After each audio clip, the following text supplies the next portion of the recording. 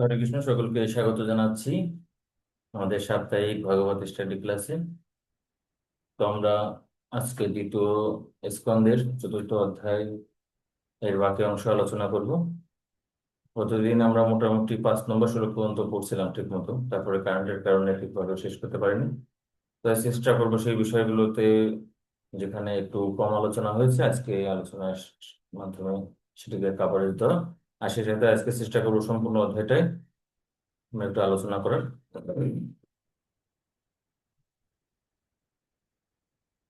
জয় শিল প্রভুপাদ কি জয়।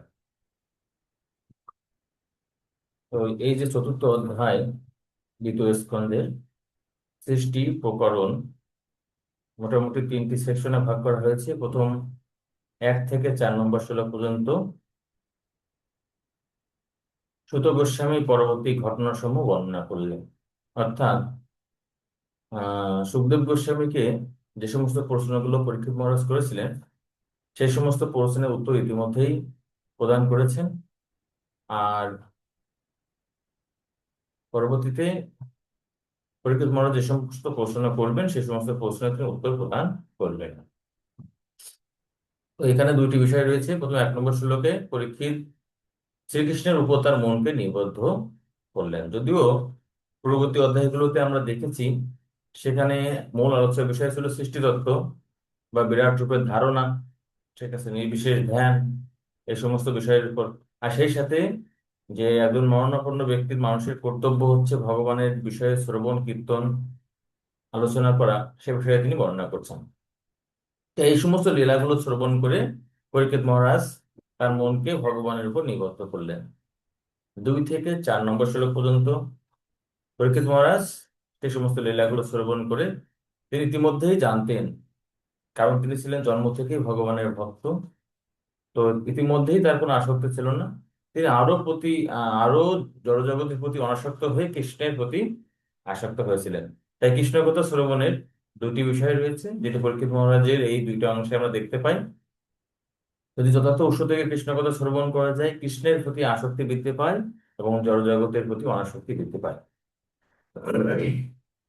5 থেকে 10 পর্যন্ত পরীক্ষিত মহারাজের প্রশ্ন। তো এখানে মোটামুটি 5 নম্বর শ্লোকে ভগবানের দিব্য বাণী জ্ঞান আলোক পদ, অর্থাৎ জ্ঞানের আলোক প্রদান করে। 6 থেকে 7 এখানে কিভাবে ভগবান এই জগৎ সৃষ্টি করেন, পালন করেন, ধ্বংস করেন, অর্থাৎ কিভাবে তিনি মুখ্য সৃষ্টি এবং গৌণ সৃষ্টি করেন। মুখ্য সৃষ্টি করেন পুরুষ অবতার, গৌণ সৃষ্টি করেন ব্রহ্মা, মনুগণ, মনুপুত্রগণ। তারা হচ্ছে এই গৌণ সৃষ্টি কার্য সম্পাদন করে থাকে।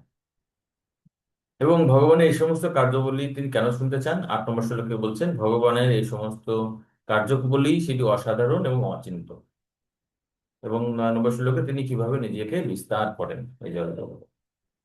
আর সুখদেব গোস্বামী সেই সমস্ত বিষয়ে বর্ণনা করবেন। তার পূর্বেই তিনি 11 থেকে 25 পর্যন্ত শ্লোকে ভগবানের প্রতি সুখদেব গোস্বামী প্রার্থনা নিবেদন করবেন। তো যে কোনো কিছু বর্ণনা হোক, সম্পাদন হোক, তার পূর্বে কি ভগবানের স্মরণ, কৃষ্ণ স্মরণ, বিষ্ণু স্মরণের বিধান শাস্ত্রে প্রদান করা হয়েছে।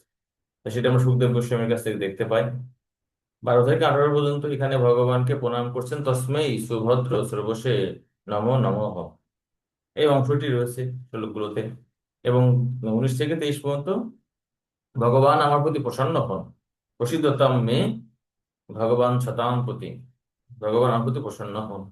এভাবে তিনি ভগবানের কাছে প্রার্থনা করছেন যাতে এই শ্রীমদ্ ভাগবত কথন সুন্দরভাবে তিনি বর্ণনা করতে পারেন, ঠিক আছে। এবং আলটিমেটলি এই শ্রীমদ্ ভাগবত যে ভগবানের প্রকাশ, তো স্বয়ং ভগবান যেন এই ভাগবতের মাধ্যমে নিজে প্রকাশিত হন, এটাই হচ্ছে সুখদেব গোস্বামীর মুখ আমরা আলোচনার মাঝে দেখতে পারবো। তো ঠিক আছে, আমরা 1 থেকে 4 নম্বর শ্লোক পর্যন্ত আমরা আলোচনা করছিলাম, ঠিক আছে। তো 1 নম্বর শ্লোকে আমরা দেখছি 1 থেকে 4 পর্যন্ত এখানে অলরেডি আলোচনা করছেন সুখদেব গোস্বামীর যোগ্যতা, তিনি অনাসক্ত ছিলেন।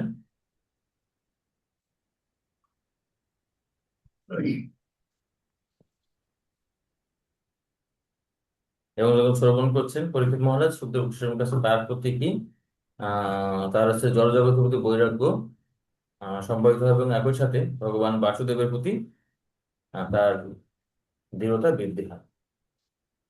তো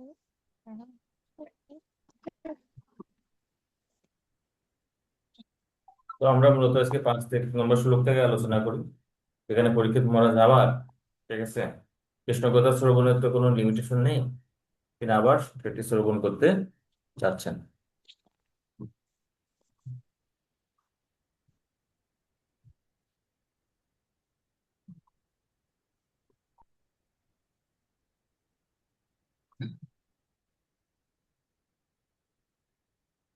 আচ্ছা, স্ক্রিনে একটা গোল একটা জায়গা আছে, দেখবেন পেন আকারে রয়েছে, ওই পেনটায় ক্লিক করে কেউ স্ক্রিনে হাত প্রসার করবেন, তাহলে আপনার স্ক্রিনে দাগ পড়বে। ঠিক আছে, হরে কৃষ্ণ। তো 5 নম্বর শ্লোকে এখানে মহারাজ পরীক্ষিতের প্রশ্ন। তো কেন কৃষ্ণ কথা বিষয়ে জানতে চাচ্ছেন? কারণ কৃষ্ণ কথা আমাদের দিব্য জ্ঞান প্রদান করে। আমরা এখানে পড়ি, সংক্ষেপে আলোচনা করবো, যদি কতদিনও কিছু আলোচনা করেছি। রাজোবাচ সমীচীনম বচ ব্রহ্মণ সর্বজ্ঞস্য তবানঘ তম বিসৃজ্যতে মজ্জম হরে কথায়ত কথিতব্রতম। হ্যাঁ, অনুবাদটি পড়ুন কেউ। হরে কৃষ্ণ। মহারাজ পরীক্ষিত বললেন, হে বিদ্বান ব্রাহ্মণ, আপনি সবকিছুই জানেন, কেননা আপনি সব রকম জড়কলস থেকে মুক্ত। তাই আপনি আমাকে যা কিছু বলছেন তা যথার্থই বলে প্রতীত হচ্ছে। আপনার বাণী ধীরে ধীরে আমার অজ্ঞানের অন্ধকার দূর করছে, কেননা আপনি পরমেশ্বর ভগবানের কথা বর্ণনা করছেন। হরিবল। হরে কৃষ্ণ। তো 5 নম্বর শ্লোকে এখানে বলা হচ্ছে সমীচীনম। সমীচীনম মানে কি? যথার্থ। বচ ব্রহ্মণ, হে ব্রাহ্মণ। সর্বজ্ঞস্য তব অনঘ, সুখদেব গোস্বামীর গুণাবলী এখানে বলা হচ্ছে তিনি সর্বজ্ঞ এবং তব অনঘ, অর্থাৎ তার তার মধ্যে কোনো পাপের লেশ নেই। তো তিনি কিরকম সর্বজ্ঞ ছিলেন? আমরা দেখতে পাই যখন সুখদেব গোস্বামী জন্মের পর বেরিয়ে যাচ্ছেন, তাই না, তার পিতা বলছেন যে হে পুত্র, তুমি ফিরে এসো, তোমার এখনো সংস্কার হয়নি, শিক্ষা হয়নি, তুমি কোথায় যাচ্ছ?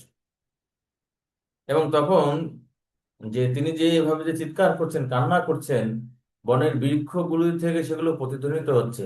আচার্যরা বলছেন যে সুখদেব গোস্বামী কি বৃক্ষদের হৃদয়েও প্রবেশ করতে পারেন, তাই তিনিই মূলত সেই বৃক্ষ সমূহের হৃদয়ে প্রবেশ করে তার পিতার কথাগুলির প্রতিধ্বনিত করছে। ঠিক আছে। ও আরেকটি শ্লোকে সেখানে বর্ণনা করা হচ্ছে সুখদেব গোস্বামী তিনি পরমাত্মা যেমন প্রত্যেক মানুষের হৃদয়ে রয়েছে, ঠিক তেমনি তিনি শ্রোতাদের হৃদয়ে গিয়ে তাদেরকে এই ভাগবত কথা আস্বাদন এবং উপলব্ধি করার শক্তি দান করতে পারেন। তাই এখানে বলছে সর্বজ্ঞস্য, তিনি হচ্ছে সবকিছুই জানেন, সবকিছু জ্ঞাত রয়েছেন, তব অনঘ, এবং একের সাথে তিনি নিষ্পাপ। ঠিক আছে, জগতে কোনো কলুষতা তার মধ্যে নেই, তাই তিনি কি করতে পারেন? তম বিশুদ্ধতে মজ্জম, তিনি জীবের এই কলমশ অন্ধকার দূরীভূত করতে পারেন। হরে কথা এত কথাম, কিভাবে তিনি জীবের এই কলুষতা দূরীভূত করেন? হরি কথার মাধ্যমে। ঠিক আছে, তার মানে এখানে দিব্য জ্ঞানালোক প্রদানকারী সুখদেব গোস্বামী। সুখদেব গোস্বামীর এখানে প্রশংসা করছেন। তো শিল প্রভুপাদের কোটেশনটিকেও বলবেন। হরে কৃষ্ণ। হরে কৃষ্ণ। ভগবানের অপ্রাকৃত কথা যখন ঐকান্তিক ভক্ত জড়পলুস থেকে সম্পূর্ণরূপে মুক্ত ব্যক্তির কাছ থেকে শ্রবণ করেন, তখন তা ঔষধের মতো কাজ করে। পক্ষান্তরে বলা যায় যে কর্মকাণ্ড পরায়ণ শ্রোতারা যখন পেশাদারী ভাগবত পাঠকদের কাছ থেকে শ্রীমদ্ ভগবতের বাণী শ্রবণ করে, তখন তা কখনোই অলৌকিকভাবে কার্য করে না। তাৎপর্য 2:4। তো এখানে বর্ণনা করা হচ্ছে যে ভগবানের অপ্রাকৃত কথা যদি শুদ্ধ ভক্তদের কাছ থেকে শ্রবণ করা হয়, যেমন আমরা সুখদেব গোস্বামীর গুণাবলী এখানে দেখতে পাই, প্রভুপাদ বলছেন, তার ফলে কি হয়েছে যে পরীক্ষিত মহারাজের কিন্তু কোন সকল ধরনের আসক্তি থেকে তিনি মুক্ত হতে পেরেছেন। কিন্তু যদি পেশাদারী পাঠকদের কাছ থেকে শ্রবণ করা হয়, তাহলে কিন্তু সেই ধরনের কোনো কাজ হয় না। তো শিল প্রভুপাদ এই বিষয়টি বারবার তার তাৎপর্যে গুরুত্ব প্রদান করেছেন। ঠিক আছে, শুদ্ধ ভক্তদের কাছ থেকে শ্রবণ করার ফল কি এবং সাধারণ পাঠকদের কাছ থেকে শ্রবণ করার ফল। তো পরীক্ষিত মহারাজ যেহেতু তার প্রথম দীক্ষার প্রশ্নগুলোর উত্তর তিনি পেয়েছেন এবং তার কৃষ্ণে আসক্তি জড়ানোর শক্তি সৃষ্টি হয়েছে। তো তিনি এখন চিন্তা করছেন ভগবানের লীলাসমূহ সম্পাদিত হয় একটি চিৎ শক্তির মাধ্যমে বা অন্তরঙ্গ শক্তির মাধ্যমে, আরেকটা হচ্ছে ভগবানের বহিরঙ্গ শক্তির মাধ্যমে বা মায়া শক্তির মাধ্যমে। তো মায়া শক্তির মাধ্যমে সৃষ্টি হয় জড়জগৎ, আর চিৎ শক্তির মাধ্যমে সৃষ্টি হয় চিন্ময় জগৎ, এবং চিন্ময় জগতের যে দিব্য লীলাগুলো রয়েছে ভগবানের সঙ্গে তার ভক্তের, সেগুলো সম্পাদিত হয়। তো তিনি তো অবশ্যই কৃষ্ণের নাম রূপ গুণ লীলা সম্পর্কিত এই চিন্ময় শক্তি সংগঠিত লীলাগুলো শ্রবণ করবেন। তার পূর্বেই তিনি, ঠিক আছে, তার পূর্বেই তিনি মায়া শক্তির দ্বারা এই জড়জগৎ সৃষ্টির লীলাগুলো শ্রবণ করার জন্য রচনা করবেন। 6 নম্বর শ্লোকে এখানে বিশ্ব সৃষ্টি সম্পর্কে তিনি প্রশ্ন করছেন। ভূয়েব বিদিত্সামি ভগবান আত্মমায়য়া যথেদং সৃজতে বিশ্বম দুর্বিভবমধীশ্বরৈ। কেউ পড়বেন? হরে কৃষ্ণ। আমি আপনার কাছে জানতে চাই পরমেশ্বর ভগবান কিভাবে তার আত্মমায়ার দ্বারা এই বিশ্ব সৃষ্টি করেন, যা মহান দেবতাদের পক্ষেও দুর্বোধ্য। হরে কৃষ্ণ। হরে কৃষ্ণ। ভূয়েব বিদিত্সামি, আপনি সৃষ্টিজগৎ সম্পর্কে ইতিমধ্যেই বর্ণনা করছেন। তাই ভুয়ো মানে কি, আমি আবার আপনাকে শুনতে চাই। ভগবান আত্মমায়া, ভগবান তার আত্মমায়া বা আত্মশক্তি, সে জড় শক্তি বা মায়া শক্তিও ভগবানেরই শক্তি, সেটি অন্য কারো শক্তি নয়। চিৎ শক্তি তো অবশ্যই ভগবানের শক্তি। তা আত্মমায়ার দ্বারা কিভাবে যতদং সৃজতে বিশ্বম, আপনি এই জড়জগৎ সৃষ্টি করেছেন। দুর্বিভাবম অধীশ্বরী, অধীশ্বরই, ঠিক আছে। আর সেটা কি? দুর্বিভাব্যম, এমনকি যে এই জড় জগতের বিভিন্ন যে নিয়ন্তা রয়েছে, অধীশ্বর রয়েছে, তারাও সেটি উপলব্ধি করতে পারে না। ফলে ইন্দ্রদেব, ব্রহ্মা আদি অনেক দেবতায় কি, এমনকি ভগবান শিবও মোহিত হয়ে গেছেন ভগবান শ্রীকৃষ্ণের এই সমস্ত লীলাবিলাসের মাধ্যমে। ছিল প্রভুপাদ এখানে সুন্দর এই শ্লোকের তাৎপর্য অনেকগুলো পয়েন্ট ই করছেন, ছোট ছোট পয়েন্ট আমি এখানে দেখছি যে কৃষ্ণের মহিমা হৃদয়ঙ্গম করা, যাতে কেউ সাধারণ ব্যক্তি বা মহান ব্যক্তি না ভাবেন। তো কেন তিনি এই সম্পর্কে জিজ্ঞাসা করছেন? তিনি তো ভগবান শুদ্ধ ভক্ত। তো তিনি তো সরাসরি তো ভগবানের অন্তরঙ্গ লীলাগুলো শ্রবণ করতে পারতেন, বা তার ভক্তের সঙ্গে যে শান্ত সখ্য বাৎসল্য দাস্য মাধুর্য এই সমস্ত লীলাগুলো শ্রবণ করতে পারতেন। কিন্তু এখানে প্রথমে পরীক্ষিত মহারাজ এটি আমাদের জন্য কি করছেন, যাতে আমরা কৃষ্ণকে একটি সাধারণ ব্যক্তি মনে না করি। তার ঐশ্বর্য লীলাগুলো যখন আমরা শ্রবণ করি, তার সাথে কি হয়, যখন আমরা বুঝতে পারি যে না, ভগবান শ্রীকৃষ্ণ ভগবান, তাছাড়া এত অত্যাশ্চর্য লীলাবিলাস কারোর পক্ষে করা সম্ভব নয়। আর দ্বিতীয়ত ছিল প্রভুপাদ বলছেন যে প্রতিটি ব্যক্তির মাঝে এই জড় জগতের সৃষ্টি সম্পর্কে প্রশ্নের উদয় হয়, কিভাবে আসলো। যেমন মানুষ কি আবার 53 বছর পর চাঁদে যাওয়ার জন্য একটা কি মিশন লঞ্চ করছে না, ঠিক আছে। তো সেরকম বিষয়গুলি রয়েছে। তৃতীয়ত, মূর্খ ব্যক্তিরা যাতে মনে না করে যে সবকিছু এমনিতেই সৃষ্টি হয়েছে। যেমন এই রুমে বাল্ব জ্বলতেছে, তো মানুষ মনতে হয়তো ভাবতে পারে যে মানে এমনিতেই বাল্ব জ্বলছে। আর কিন্তু এর পিছনে যে বিদ্যুৎ কেন্দ্রে যে এতগুলো অপারেটর রয়েছে, সে সম্পর্কে তারা বুঝতে পারে না। তাই আহ সৃজনাত্মক শক্তি, সৃজনী শক্তি স্বতন্ত্র নয়, শক্তি সর্বদাই শক্তিমানের অধীন কাজ করে থাকে। তাই বলছে যে ঈশ্বর ও পরম কৃষ্ণ, এটা যেন উপলব্ধি করতে পারে। সে জড় সৃষ্টি হোক চিন্ময় শক্তি হোক, সেটা জীবকে উপলব্ধি করার জন্য। আর দুর্গা দেবী কি, ব্রহ্মসংহিতায় বলা হচ্ছে ছায়োজস্য বিভর্তি দুর্গা, ঠিক আছে, যে তিনি হচ্ছে ভগবান শ্রীকৃষ্ণের ছায়া শক্তি এবং কৃষ্ণের ইচ্ছা অনুসারে কর্ম সম্পাদন করেন। তাই প্রকৃতি স্বাধীন নয়, প্রকৃতি ভগবানের অধীন। এবং ভবিষ্যতে পাঠক ও শ্রোতাদের জন্য দৃষ্টান্ত স্থাপন করার জন্য, যাতে তারা যদি শ্রীমদ্ ভাগবতের কথা শ্রবণ করতে চায়, যাতে পরীক্ষিত মহারাজের এই পদাঙ্ক অনুসরণ করে ধাপে ধাপে প্রথমে সৃষ্টি লীলা, ঠিক আছে, এবং অন্য অন্য লীলাগুলো, ভগবানের ঐশ্বর্য প্রকাশ লীলাগুলো শ্রবণ করার পর যদি তারা দশম স্কন্ধে গিয়ে ভগবানের এই অন্তরঙ্গ লীলাগুলো বুঝতে পারে। এইগুলো এতগুলো পয়েন্ট এখানে ছিল প্রভুপাদ তাৎপর্যে বর্ণনা করছেন। তা আপনারা বিস্তারিত করবেন আরো বেশি বুঝতে হরে কৃষ্ণ। তো তিনি প্রশ্ন করছেন সৃষ্টি ইসের মধ্যে যে কিভাবে ভগবান সে পালন করেন এবং সংহার করেন। যথা গোপয়তি বিভুর যথা সংশয়তে পুনঃ যম যম শক্তিমুপাশ্রিত পুরুশক্তি পরোপমান আত্মনম ক্রিয়ান ক্রিয়ান করোতি বিকরোতি চ।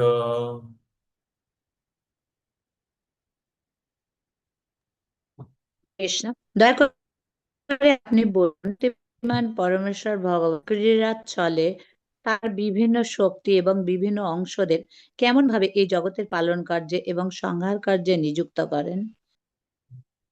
তো 7 নম্বর শ্লোকে এখানে ভগবান কিভাবে সৃষ্টি করেন সে সম্পর্কে বর্ণনা করছে আগের শ্লোকে, আর এখানে বলছে কিভাবে ভগবান পালন করেন এবং সংহার করেন। সৃষ্টি স্থিতি পালন যথা গোপয়তি বিভু, সর্বপ্রথম ভগবান কিভাবে এই গোপয়তি মানে কি পালন করেন, যথা সংশয়তে পুনঃ, আবার পুনরায় তিনি কি করেন, পুনরায় তিনি ধ্বংস করেন। তো শ্রীমদ্ ভগবদ গীতাতে আমরা দেখতে পাচ্ছি যে ভগবান হচ্ছে কি, ভগবান হচ্ছে অশক্ত, সকল সবকিছুর পালন কর্তা, আবার একই সাথে কি তিনি আসক্তি রহিত। জগতে কেউ কেউ যদি কিছু পালন করে তার প্রতি কিন্তু আসক্তি আসে, আসে না? হম। পিতা মাতা সন্তানের প্রতি আসক্তি হয়, কিন্তু ভগবানের কোনো এরকম আসক্তি নেই। তাই বলছেন কিভাবে তিনি এর বিনাশ সম্পাদন করেন, এত সুন্দর করে এই পৃথিবী তৈরি করছেন, আবার সাথে সাথে ভেঙে ফেলছেন। ঠিক তেমন মাকড়সা কি করে, সুন্দরভাবে একটি ঘর তৈরি করে বা একটি জাল বিস্তার করে, তো ভগবানও তাই। যাম যাম শক্তি উপাশ্রিত পুরুষ শক্তি পরোপমান, ভগবানের এই যে শক্তিগুলো রয়েছে, কি কি শক্তির মাধ্যমে তিনি এটি করছেন, তার বিভিন্ন শক্তির কথা জিজ্ঞাসা করছেন। আত্মনাম ক্রিয়ন ক্রিয়ন করতি বিকরতি চ, তাই ভগবান কি করেন, এই সৃষ্টি করা এবং ধ্বংস করা করেন ঠিক একটি খেলার মতো। বা বাচ্চা অনেক সময় সমুদ্র তীরে বিভিন্ন রকম বস্তু তৈরি করে, আবার তিনি খেলার ছলে সেটি ভেঙে ফেলেন। যে ভগবানের এই অদ্ভুত সৃষ্টি স্থিতি পালন সম্পর্কে তিনি প্রশ্ন জিজ্ঞাসা করছেন। 8 নম্বর শ্লোক।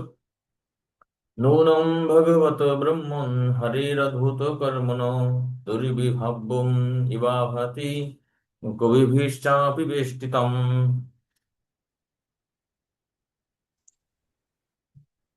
হরে কৃষ্ণ। হে বিদ্বান ব্রাহ্মণ, পরমেশ্বর ভগবানের অপ্রাকৃত কার্যকলাপ অত্যন্ত আশ্চর্যজনক এবং তা অচিন্ত্য বলে মনে হয়, কেননা মহান পণ্ডিতদের মহতী প্রচেষ্টাও তা বোঝার জন্য পর্যাপ্ত নয়। হরে কৃষ্ণ। তো এখানে বলছেন নূন্যম ভগবত ব্রহ্মণ হরের অদ্ভুত কর্মণ, যে পরমেশ্বর ভগবানের তিনি অদ্ভুত কর্মা, ঠিক আছে, অদ্ভুত কর্মা, তিনি অত্যাশ্চর্য কর্ম সম্পাদন করেন। তো দুর্বিভাব্যম ইব ভাতি, তো সেটি উপলব্ধি করা অত্যন্ত কঠিন। দুর্বিভাব্য মানে অচিন্ত, ঠিক আছে। তো চৈতন্য চরিতামৃতে বর্ণনা করা হচ্ছে যে অচিন্ত ভাবম, যে যে সমস্ত বিষয় অচিন্ত মানে চিন্তার অতীত, ন তর্কস্থ নেই, যে সেটি তর্কের মাধ্যমে জানা যায় না, সেটি শুধুমাত্র শুদ্ধ ভক্তের মাধ্যমে অথবা ভগবানের মাধ্যমে জানা সম্ভব, ঠিক আছে। এখানে বলছে কবিভীর চামাপি বেষ্টিতম, এমনকি যদি বিদ্বান ব্যক্তিরাও, যে না আমরা অনেক কিছু জানি, তাদের পক্ষেও সেটি কঠিন। তাহলে আমাদের মতো মূর্খ ব্যক্তি, তাদের পক্ষে অবশ্যই সেটি অত্যন্ত কঠিন। কিন্তু যদি আমরা যথাযথ উৎস থেকে শ্রবণ করি সুখদেব গোস্বামীর মতো ব্যক্তির কাছ থেকে, তাহলে আমরাও সেটি উপলব্ধি করতে সক্ষম হই। 9 নম্বর শ্লোক। যথা গুণাস্তু প্রকৃতে যুগপৎ কর্মসোऽপি বা বিবর্তি ভুরি স্বস্তেক কুর্বন কর্মণি জন্মনি।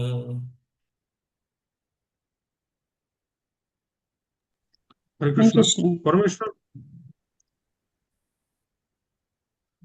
পরমেশ্বর ভগবান এক, তা তিনি একলাই প্রকৃতির গুণের দ্বারা কার্য করুন, অথবা যুগোৎপদ বহুরূপে নিজেকে বিস্তার করুন, অথবা প্রকৃতির গুণসমূহ পরিচালনা করার জন্য ক্রমশ নিজেকে বিস্তার করুন।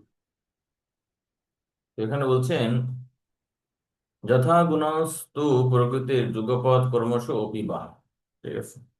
পরমেশ্বর ভগবান কি করেন, যে তিনি যুগপৎ ক্রমশ তিনি এক রূপে কাজ করতে পারে গুণের মধ্যে, আবার বিভিন্ন রূপে কাজ করেন। বিভক্তি ভূরিশ্ব তৎ eko, তিনি মূলত হচ্ছে এক, ঠিক আছে। কুর্বন কর্মাণি জন্ম, এবং তিনি কি করেন, যে তিনি এই কর্মগুলো সম্পাদন করেন, ঠিক আছে?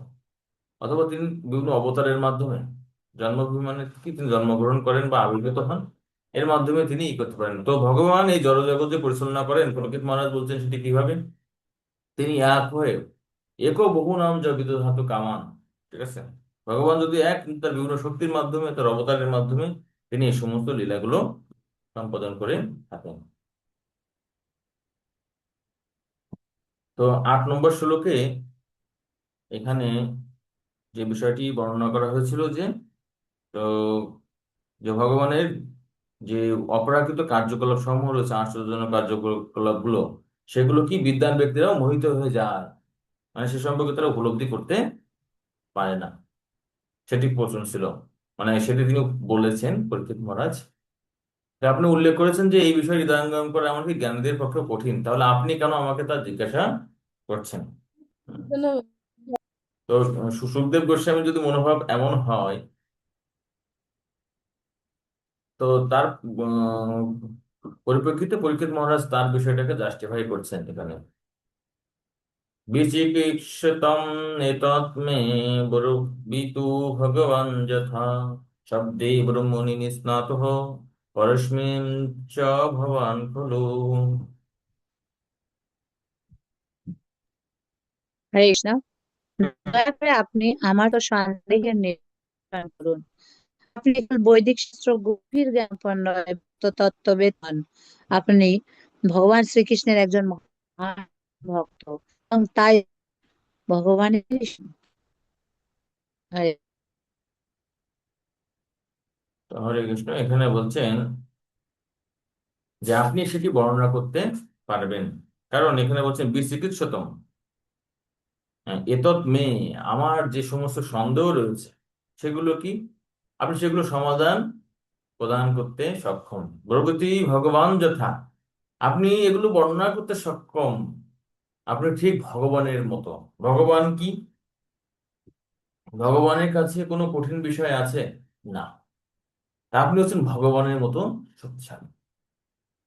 শাব্দে ব্রহ্মণি নিষ্ণাত, আপনি বৈদিক শাস্ত্রে যথার্থ তত্ত্ব জ্ঞাত।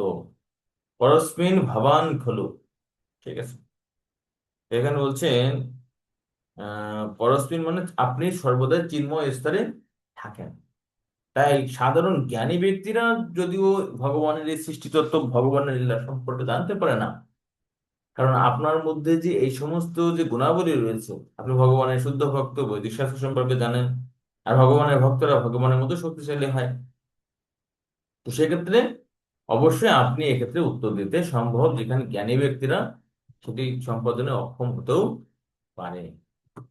তো এখানে ছিল প্রভুপাদ বলছেন ভগবানের কৃপায় ভগবানের শক্তিশালী ভক্ত ভগবানের থেকেও অধিক শক্তি সম্পন্ন হন, যেমন শ্রী রামচন্দ্র ও হনুমান, শ্রী বিষ্ণু ও দুর্বাসা ঋষি।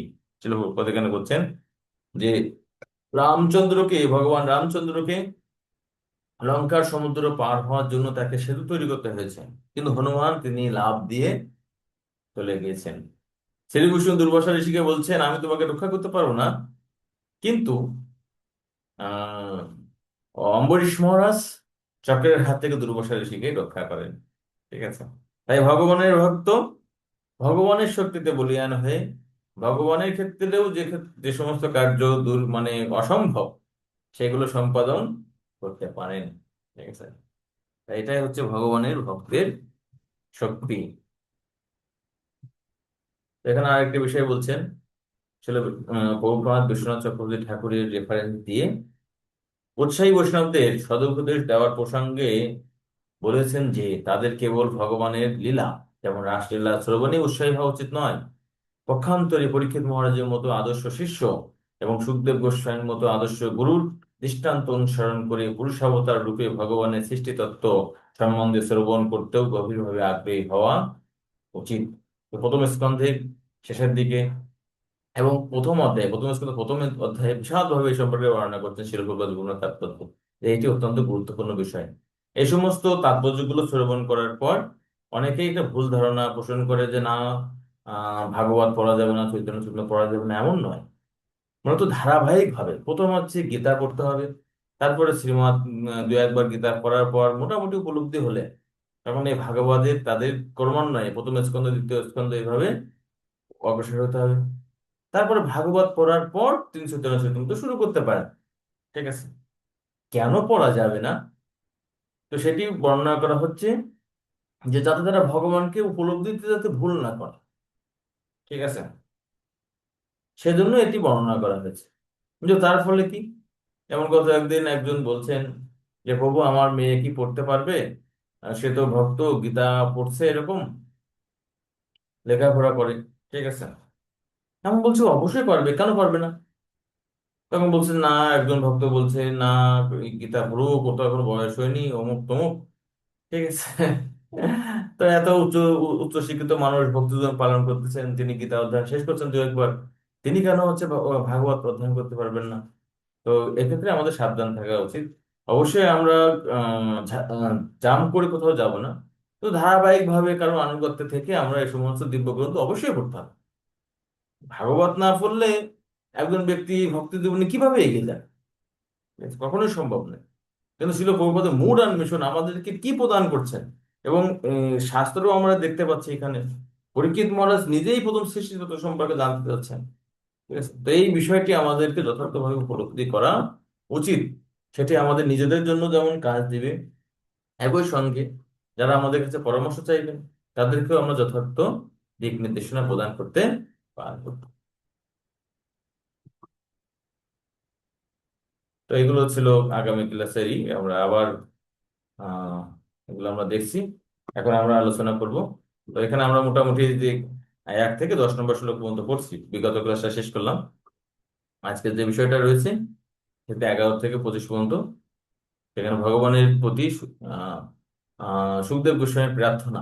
ঠিক আছে, কি মুড নিয়ে ভাগবতের বক্তা বর্ণনা করেন আর কি মুড নিয়ে ভাগবতের শ্রোতা শ্রবণ করেন, সেটা কিন্তু আমরা এখানে এই দৃষ্টান্তের মাধ্যমে, লীলার মাধ্যমে কিন্তু বুঝতে পারছি। ঠিক আছে?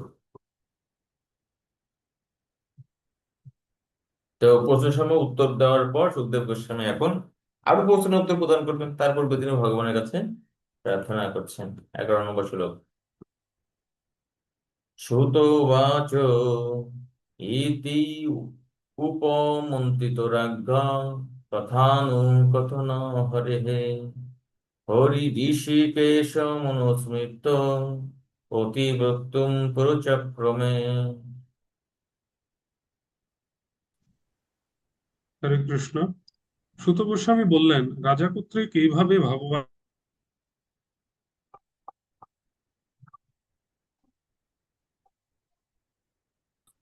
ভগবান শ্রীকৃষ্ণকে স্মরণ করে প্রত্যুত্তর দিতে শুরু করলেন। হরে কৃষ্ণ। হরে কৃষ্ণ। তো এখানে সুত গোস্বামী বলছেন ইতু উপামৃত রাজ্ঞা, মানে পরীক্ষিত মহারাজ কর্তৃক, রাজা কর্তৃক এভাবে জিজ্ঞাসিত হয়ে গুণানুকথন হরে, তিনি ভগবান শ্রীহরির কথা বর্ণনা করছেন, তার গুণাবলীর কথা বর্ণনা করছেন। ঋষিকেশ মনুস্মৃত, তিনি বর্ণনা পূর্বে কি কাকে স্মরণ করছেন, ভগবানকে।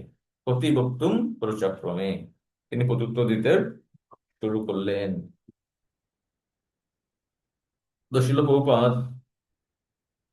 এই শ্লোকে, এই তাৎপর্যের এই অংশে, তাৎপর্য অনেক সুন্দর, এই যে প্রার্থনা অনেক তাৎপর্য রয়েছে।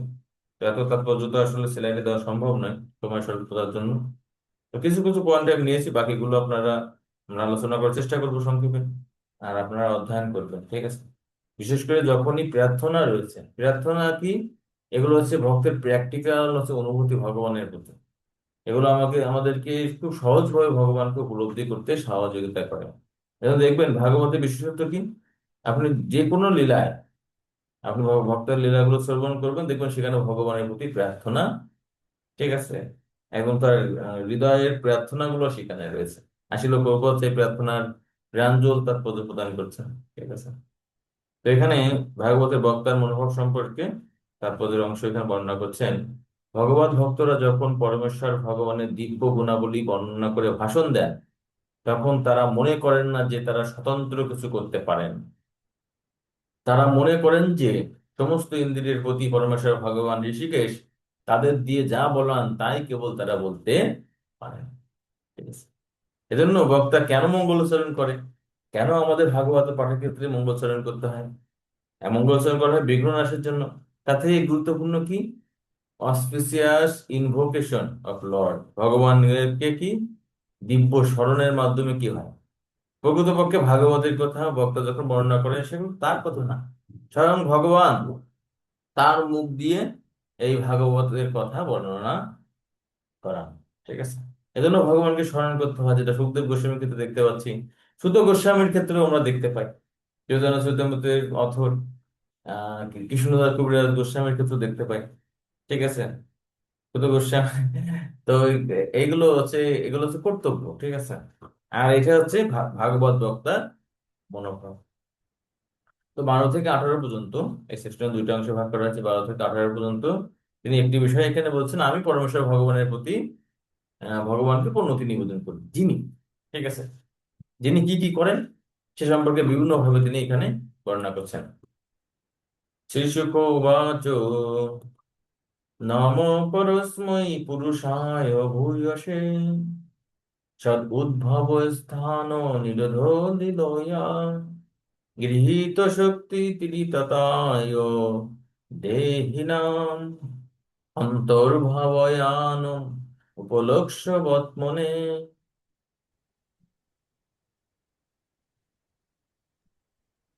হরে কৃষ্ণ। সুখদেব গোস্বামী বললেন, আমি সেই ভগবানকে আমার শতধ প্রণাম নিবেদন করি, যিনি জড়জগতের সৃষ্টির জন্য প্রকৃতির 3টি গুণকে অঙ্গীকার করেন। তিনি প্রতিটি জীবের শরীরে বিরাজমান, পরম পূর্ণ এবং তার কার্যকলাপ অচিন্ত্য। তো এখানে সুখদেব গোস্বামী বলছেন যে নম পরস্মৈ পুরুষায় ভূয়সে। ঠিক আছে, তো আমি পরমেশ্বর ভগবানকে কি করি? প্রণতি নিবেদন করি পরম পুরুষোত্তম ভগবানকে পরস্মৈ। তো সৎ উদ্ভাব, তার দ্বারা কি হয়? তার দ্বারা হয় এই জগতের সৃষ্টি হয়। স্থান মানে পালন, নিরোধ লীলা, এবং তিনি লীলার দ্বারা আবার কি করেন? ধ্বংসও করেন। গৃহীত শক্তি ত্রিততায় দেহিনাম, তিনি ত্রিশক্তির মাধ্যমে কি করেন? অন্তর্ভাব অনুপলক্ষতে বর্তমনে।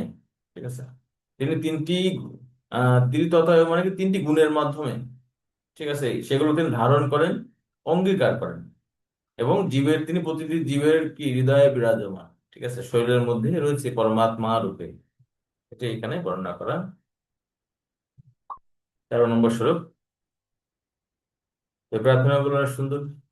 ভূয়ো নমোৎসদ বিজিন ছিদ দেহ শতম অসম্ভবায়াখিল সত্যমূর্তয়ে পুংসং পুনঃ পারমহংস আশ্রমে ব্যবস্থিতানাম অনুমিগ্যদাসু। হরে কৃষ্ণ। আমি পুনরায় পূর্ণ অস্তিত্ব এবং অধ্যাত্ম রূপ সমন্বিত পরমেশ্বর ভগবানকে আমার সশ্রদ্ধ প্রণতি নিবেদন করি, যিনি পুণ্যবান ভক্তদের সমস্ত সংকট থেকে উদ্ধার করেন এবং অভক্ত অসুরদের নাস্তিক মনোবৃত্তি বৃদ্ধিতে বাধা দেন। পারমার্থিক সিদ্ধির সর্বোচ্চ স্তরে অধিষ্ঠিত পরমহংসদের তিনি বিশিষ্ট পদ দান করেন। হরে কৃষ্ণ। হরে কৃষ্ণ। তো এখানে ভগবান সম্পর্কে বলা হচ্ছে যে ভূয়ো নম সৎ বিজিন সচ্ছিদ দেহ শতম। তো আমি আবার পুনরায় পুনরায় ভগবানকে প্রণতি নিবেদন করি। তো এখানে বলছেন সৎ বিজীর্ণ সিদেহ, তিনি কি করেন? ভক্তদের যত দুঃখ দুর্দশা রয়েছে সেগুলো থেকে তিনি, বা সংকট থেকে তিনি উদ্ধার করেন। যেমন প্রহ্লাদ মহারাজের ক্ষেত্রে কি হয়েছে? তাদের দুঃখ কষ্ট থেকে ভগবান নৃসিংহদেব রূপে তিনি তাদেরকে উদ্ধার করছেন। ভগবান শ্রীকৃষ্ণ যদু বংশের এবং পাণ্ডবদের দুঃখ নিবৃত্ত করেছেন। এভাবে তিনি তার ভক্তদের কি করেন? পালন করেন। অসতাম অসম্ভবে অখিল সত্য মূর্তায়, কিন্তু যারা ভগবানের, অসতাম মানে কি? যারা ভগবানের বিদ্বেষী। ঠিক আছে, তো তাদেরকে কি করেন? তাদেরকে তিনি বিনাশ করেন। তো তাদেরও তিনি কল্যাণ সাধন করেন, এখানে বলছেন। যে প্রকৃতপক্ষে ভগবান ভক্তদের কল্যাণ সাধন করেন, হ্যাঁ, এমনকি ওষুধদেরও কল্যাণ সাধন করেন। ছিল প্রভুপাদ তাৎপর্য বলছেন, ভগবানের হাতে কোনো ওষুধ যদি নিহত হয় তাহলে কি হয়? ভগবানের হস্তে কোনো অসুর নিহত হলেও তার পরম কল্যাণ সাধিত হয়, তিনি মুক্তিপ্রাপ্ত হন। তো ভগবানের হস্তে অসুর নিহত হওয়া অথবা ভগবানের দ্বারা কোনো ভক্ত পালিত হওয়া, এই দুইটির মধ্যে কি পার্থক্য আছে তাহলে? তাহলে ভগবানের অসুর হয়ে হয়ে গেলেই ভালো, কিন্তু প্রকৃতপক্ষে তা নয়। ভগবানের হস্তে নিহত অসুরেরা নির্বিশেষ ব্রহ্মজ্যোতিতে লীন হয়ে যায়, কিন্তু ভগবানের যারা অনুকূল ভক্ত তারা ভগবত ধামে প্রবেশ করেন। তো এখানে বিশেষ করে এখানে বলছে পুংসাম পুরো পারমহংস আশ্রমে ব্যবস্থিতানাম অনুমৃগ্য দাসস। তো ভগবান বিশেষ করে তার এখানে বলছে পারমহংস, অর্থাৎ শুদ্ধ স্তরের উত্তম ভক্তদেরকে তিনি বিশেষ পদ দান করেন। এভাবে ভগবান ভক্তদের এবং অসুরদের প্রতি, সকলের প্রতি ভগবানের এই কৃপাগুলো তিনি বর্ষণ করে থাকেন। তো শিল প্রভুপাদ তাৎপর্য দ্বিতীয় প্যারাতে এখানে এই তৃতীয় লাইনে যেটি রয়েছে পারমহংস, ঠিক আছে, সে সম্পর্কে তিনি এখানে বর্ণনা করছেন। তো ভগবানকে পূর্ণরূপে উপলব্ধি কারা করতে পারেন? যারা এই পরমহংস স্তরে রয়েছেন, তা শুদ্ধ ভক্তরা। ভক্তির লেভেল অনুসারে আমরা ভগবানকে উপলব্ধি করতে পারি। তো শিল বিশ্বনাথ চক্রবর্তী ঠাকুর বলছেন, যারা নির্বিশেষ আহ ব্রহ্মজ্যোতিতে আসক্ত তাদেরকে ভগবান এক ধরনের উপলব্ধি প্রদান করে, কিন্তু যারা ভগবানের ভক্ত সবিশেষ তাদেরকে ভগবান প্রকৃত উপলব্ধি দান করে থাকেন। 14 নম্বর শ্লোক। নমো নমস্তে তশোভায় সত্ততম বিদুর কাষ্টায় মুহু পূজগীনম নিরস্ত সম্মতি শয়নে রাধোষ স্বধামনি ব্রহ্মণি রংসতে নমঃ। হরে কৃষ্ণ। যদুবংশীয়দের পার্ষদ এবং অভক্তদের যিনি সর্বদা সমস্যা সৃষ্টি করেন, তাকে আমি আমার সশ্রদ্ধ প্রণাম নিবেদন করি। তিনি জড় এবং চেতন উভয় জগতেরই পরম ভোক্তা, তথাপি তিনি চিদাকাশে তার লীলা বিলাস করেন। কেউই তার সমকক্ষ নয়, কেননা তার অপ্রাকৃত ঐশ্বর্য অনন্ত এবং অসীম। হরে কৃষ্ণ। ঠিক আছে, নমো নমস্তে অস্তু ঋষভায় সাত্ততম বিদুর কাষ্টায় মুহু পূজগীনাম। তো ভগবান কি করেন? তার যে ভক্ত, সাত্ততম প্রতি, সাত্তত অর্থাৎ ভক্ত অথবা সাত্ততম অর্থ যদুদেরকে এখানে বর্ণনা করা হচ্ছে। এখানে বলছে যদুবংশীয় পার্শ্বদ, আর এখানে কুযোগী নাম, ঠিক আছে। তো যারা কুযোগী অথবা অভক্ত, বিদুর ও কাষ্ঠায় তিনি তাদেরকে কি করেন? তো বিশেষত ব্যক্তিদের কথা এখানে বর্ণনা করছেন, মুহু কুযোগী নাম, ঠিক আছে। তাদেরকে আবার ভক্তদের থেকে তিনি রক্ষা করেন, ভক্তদেরকে তাদের থেকে রক্ষা করেন, ঠিক আছে। তো নিরস্ত সাম্মতি শয়নে রাধসা স্বধামানি ব্রহ্মণি রংসতে নমঃ, ঠিক আছে। তো ভগবান চিদাকাশে অবস্থান করেন, তিনি চিৎজগৎ জড়জগৎ উভয় জগতের ভোক্তা, কেউ তার সমকক্ষ নয়, কেননা তার অনন্ত ঐশ্বর্য আছে। এভাবে ভগবানের আহ আমরা দেখলাম 13 নম্বর শ্লোকও দেখলাম, 14 নম্বর শ্লোকও দেখলাম কিভাবে ভগবান অভক্তদের হাত থেকে ভক্তদেরকে রক্ষা করে থাকেন। যৎকীর্তনম যৎ স্মরণম যদীক্ষণম যদ্বন্দনম শ্রবণম যৎশ্রবণম যদ অর্হণম লোকস্য ছদ্ম বিদুনতি কল্মষম তস্মৈ সুভদ্র শ্রবসে নমো নমঃ।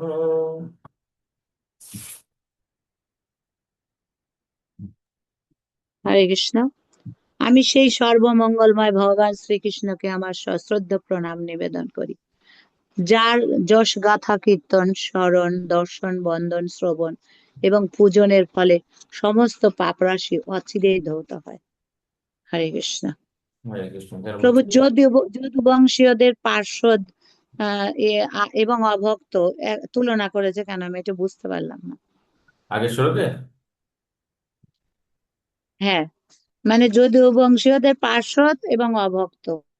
দুটা কেন একই পর্যায়ে ফেলছিস, সমস্যার সৃষ্টি করেন? না না না না, যদু বংশীয়দের কথা কেন বলা হয়? নম নমস্তে স্তু ঋষভায় সাত্ততম।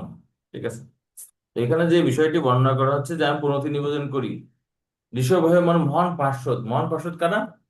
সাত্ততম মানে যদু বংশের কথা বলা হচ্ছে। ঠিক আছে, আর তিনি তাদেরকে রক্ষা করার জন্য কি করছে? বিদুর ও কাষ্ঠায় জড় আসক্ত ব্যক্তিদের থেকে তাদেরকে দূরে রাখার জন্য কি করছে? তিনি ওই দ্বারকায় নিয়ে গেছে। মুহুর কুযোগী নাম।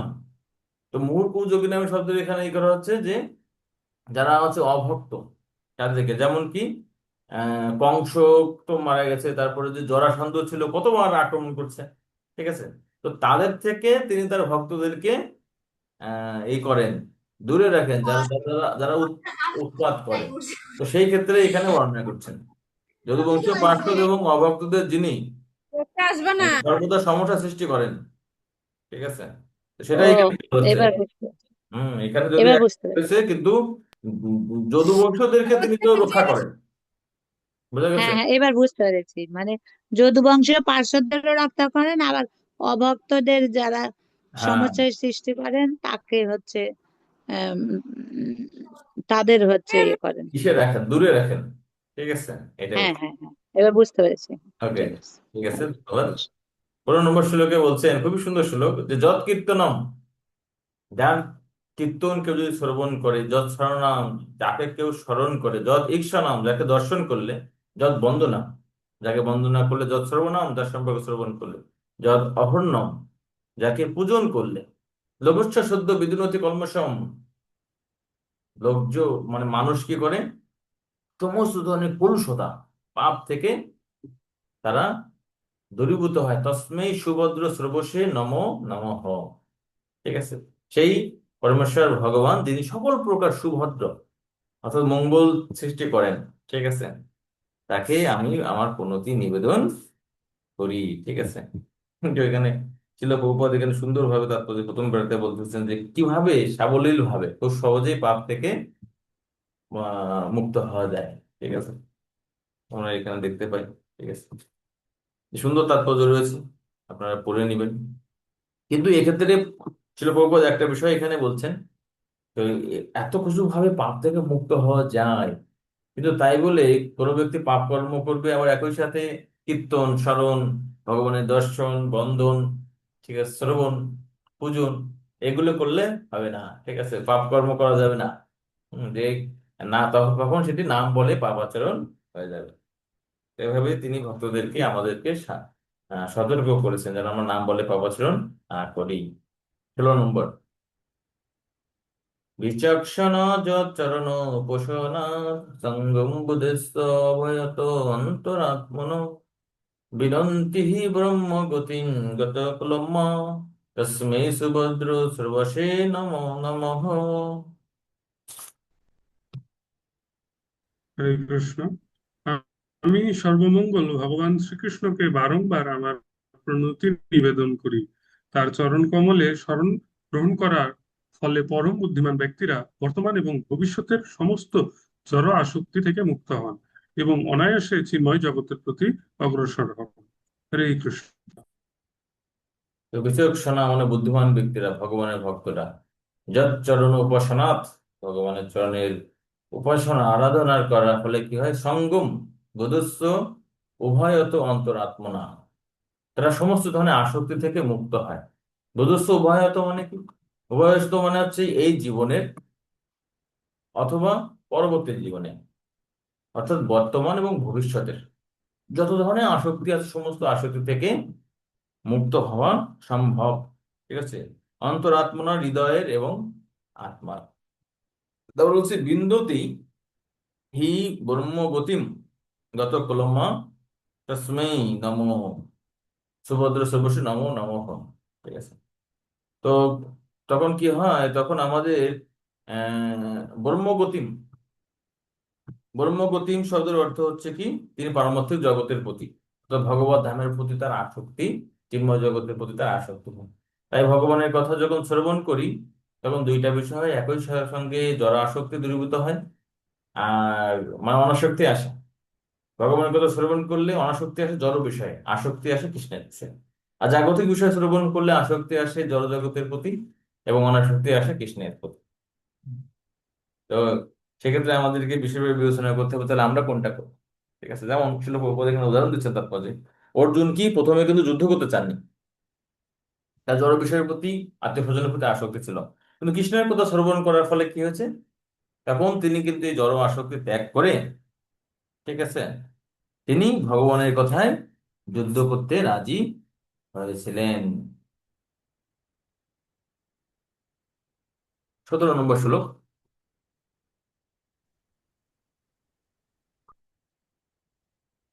তপস্বিনো দানপর যশস্বিনো মনস্থিরমন্তর্বিদ সুমঙ্গলাঃ ক্ষেমং ন বিন্দন্তি বিনা যদর্পণম তস্मै সুভদ্র সর্বশে নমো নমঃ। হরে কৃষ্ণ। আমি সর্বমঙ্গল ভগবান শ্রীকৃষ্ণকে বারংবার আমার সশ্রদ্ধ প্রণতি নিবেদন করি, কেননা তপস্যা পরায়ণ মহান ঋষিগণ, দানশীল কর্মীগণ, প্রতিষ্ঠাবান যশস্বীগণ, মনস্বী বা যোগীগণ, বেদজ্ঞ মন্ত্র উচ্চারণকারীগণ অথবা উচ্চারণকারীগণ অথবা সদাচারী পুরুষগণ কেউই সেই সমস্ত মহান গুণের দ্বারা ভগবানের সেবা না করে মঙ্গল লাভ করতে সমর্থ হন না। হরে কৃষ্ণ। হরে কৃষ্ণ। তো এখানে খুব সুন্দরভাবে বর্ণনা করছেন আসলে যেই যা শক্তি লাভ করুক না কেন সেটি কার থেকে আসছে, ভগবানের থেকে। এই ভগবান ভিন্ন কারো কোনো বিশেষ শক্তি বা গুণ থাকতে পারে না। তপস্বিন, কেউ হয়তো অনেক তপস্যা করতে পারে, কিন্তু সেই তপস্যা করার শক্তিটা কে প্রদান করছেন, ভগবান। এবং তার সেই পার্টিকুলার তপস্যার ফলটাও ভগবান প্রদান করে। ঠিক আছে, তাই এখানে বলছেন কি যে সেমম ন বিন্দতি, তারা মঙ্গল লাভ করতে পারে না বিনা যদ অর্পণম, সেই সমস্ত কর্মের ফল যদি তারা ভগবানের চরণে অর্পণ না করে। ঠিক আছে, তো তপস্বিনো দান অপরা, কেউ তো দান করতে পারে, ঠিক আছে, তো দানের কোনো ফল নাই যদি সেটা কি, সেটা যদি এই কৃষ্ণের প্রতি সমর্পণ না করা হয়। যশস্বিন, কারো যশ থাকতে পারে, সেই যশ দিয়ে ভগবানের সেবা সম্পাদন করতে হবে। প্রতিষ্ঠার ভয়ে পুরী গেল পলাইয়া, কৃষ্ণ প্রেম প্রতিষ্ঠা চলে গড়াইয়া। তো এইভাবে যখন জগন্নাথ পুরীতে, মাধবেন্দ্র পুরীর অনেক সকলেই প্রশংসা করছেন, তিনি সেখান থেকে পালানোর চিন্তা করছেন, কিন্তু তখন কি, তার গোপালের সেবার জন্য তিনি আর যেতে পারছেন না, চন্দন কাঠ লাগবে। তখন তিনি তার যশটা কি করছেন, পুরীর রাজাকে বলছেন, আপনি যদি আমার এতই সেবা করতে চান তাহলে আমাকে 1 মণ চন্দন দেন আর 10 সের কর্পূর দেন, যাতে আমি গোপালের গায়ে কি করতে পারি, চন্দন যাত্রা করতে পারি, যাতে তার অঙ্গ শীতল হয়। তাই এই যশটাও ভগবানের সেবায় লাগানো যায়, যশস্বী। অথবা আমাদের যদি কোনো যশ থাকে সেগুলোও আমরা ভগবানের সেবায় লাগাতে হবে, কৃষ্ণ ভক্তি প্রচারে। মনস্বিন, মনস্বিন মানে কি, যারা মনীষী, এখানে ছিল প্রভুপাদ বলছেন যোগীগণ, যোগীরাও তাদের তপস্যার পূর্ণতা পায়। এই হচ্ছে তাদের যোগের ফলটা, উদ্দেশ্য যদি ভগবানের ক্ষেত্রে হয়। মন্ত্রবিদ, কেউ হয়তো বেদ খুব সুন্দর উচ্চারণ করতে পারে, বিভিন্ন রাগের মাধ্যমে, রাগিনীর মাধ্যমে তিনি উচ্চারণ করতে পারেন, তারও পূর্ণতা হচ্ছে ভগবানের সুমঙ্গলা। ঠিক আছে, এই হোক না কেন, সেগুলো ভগবানের চরণে যদি অর্পণ না করা হয় ফল প্রদান করতে পারে। তস্मै সুভদ্র সর্বশে নমো নমঃ, সেই ভগবান সর্বমঙ্গলময় সুভদ্র সর্বশে, ভগবানকে বারবার প্রণতি নিবেদন করি। এই শ্লোকটা আসলে প্রভুপাদ অনেক জায়গায় ব্যবহার করেন। ঠিক আছে, খুব গুরুত্বপূর্ণ শ্লোক। কিরাতভ্রান্ধ্র ফলিন্দ পুলকষা আবির শুম্ভ যবনাখ সাদায় জৈবন্য চাপাপজতুপা সরয়াশ্রয়া সিদ্ধন্তি তস্मै ব্রহ্ম বিষ্ণুবে নমঃ।